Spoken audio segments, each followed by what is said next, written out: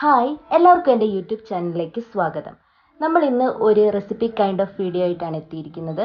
നമുക്ക് എങ്ങനെ ഒരു healthy and tasty macaroni pasta എങ്ങനെ ഉണ്ടാക്കാമെന്ന് നമുക്കിന്ന് നോക്കാം.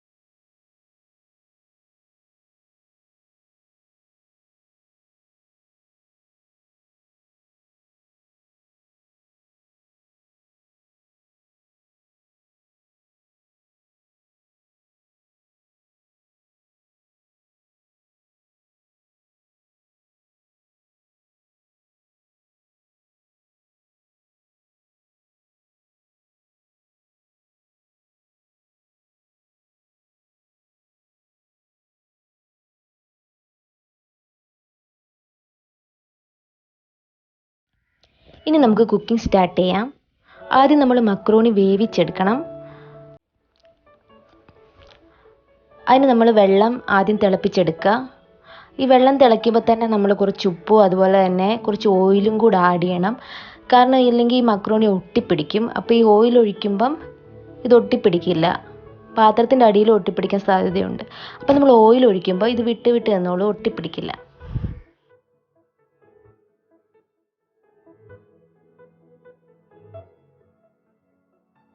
വെള്ളം നന്നായിട്ട് തിളച്ച് കഴിയുമ്പോഴേക്കും നമുക്ക് മക്രോണി ആഡ് ചെയ്യാം. ഈ മക്രോണി വേവാൻ എടുക്കുന്ന ടൈം എന്ന് പറയുന്നത് ഓരോ പാസ്തയ്ക്കും ഓരോരോ ടൈമാണ്. അപ്പോൾ ഈ മക്രോണിയുടെ വേവാൻ എടുക്കുന്ന ടൈം ഇതിൻ്റെ പാക്കറ്റിൻ്റെ പുറകിൽ തന്നെ എഴുതിയിട്ടുണ്ടായിരിക്കും.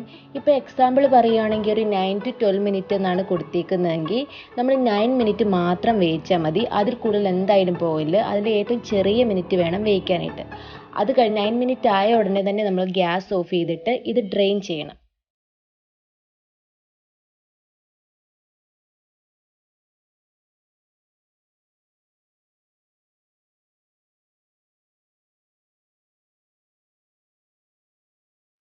നമ്മൾ ഇടയ്ക്കിടയ്ക്കൊന്ന് ഇത് ഇളക്കി കൊടുക്കണം, അല്ലെങ്കിൽ ഇത് ഒട്ടിപ്പിടിക്കാനുള്ള സാധ്യതയുണ്ട്.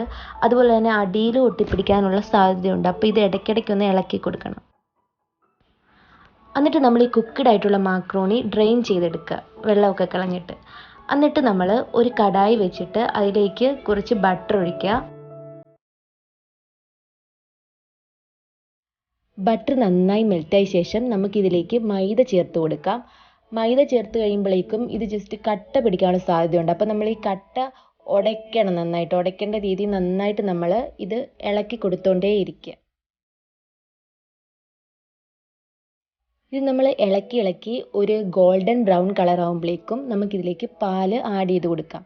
അത് നമ്മൾ കുറച്ച് പാലേ ഒഴിക്കാവുള്ളൂ. എന്നിട്ട് നന്നായിട്ട് ഇളക്കി ഇളക്കി എന്തെങ്കിലും കട്ട എന്തെങ്കിലും ഉണ്ടെങ്കിൽ അത് കളഞ്ഞ് പിന്നെ പയ്യെ പയ്യെ വീണ്ടും പാലൊഴിച്ച് നന്നായിട്ട് കുറുക്കിയെടുക്കുക.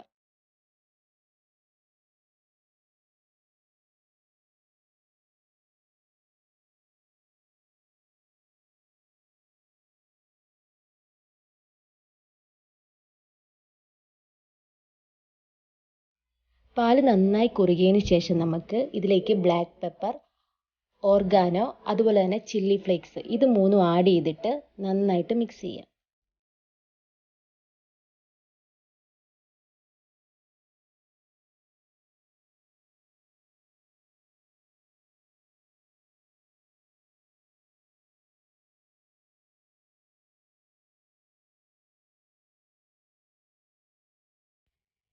ഇത് മൂന്നും നന്നായിട്ട് സോസുമായി മിക്സ് ചെയ്ത ശേഷം നമുക്കിനി വേവിച്ച് വെച്ചിരിക്കുന്ന മക്രോണി ഇതിലേക്ക് ആഡ് ചെയ്ത് കൊടുക്കാം. എന്നിട്ടൊരു 2 മിനിറ്റ് ഒന്ന് ഇളക്കണം. അതിനുശേഷം നമുക്കിനി ചില്ലി ഫ്ലേക്സോ ഓർഗാനയോ കുറച്ചുകൂടെ വേണമെന്ന് തോന്നുവാണെങ്കിൽ ഈ സമയത്ത് ഇട്ട് നന്നായിട്ട് ഇളക്കാം. ഇത് കഴിഞ്ഞ് നമുക്കിനി ചീസാണ് ആഡ് ചെയ്യാനുള്ളത്. ഞാനിവിടെ ചീസ് സ്ലൈസാണ് എടുത്തേക്കുന്നത്. നിങ്ങൾക്കിപ്പം മൊസറല്ല ചീസ് ആണെങ്കിൽ ഇഷ്ടം, അതാണെങ്കിലും ആഡ് ചെയ്ത് കൊടുക്കാവുന്നതാണ്. ഇത്രയേ ഉള്ളൂ നമ്മുടെ റെസിപ്പി. ഇനി ഇത് ജസ്റ്റ് ഈ ചീസ് ഒന്ന് മെൽറ്റായി വരണം, അത്രയേ ഉള്ളൂ. ഈ റെസിപ്പി ഇഷ്ടമായെങ്കിൽ നിങ്ങൾ ട്രൈ ചെയ്ത് നോക്കുക. പിന്നെ അതുപോലെ തന്നെ വീഡിയോ ലൈക്ക് ചെയ്യുക, സബ്സ്ക്രൈബ് ചെയ്യുക. താങ്ക്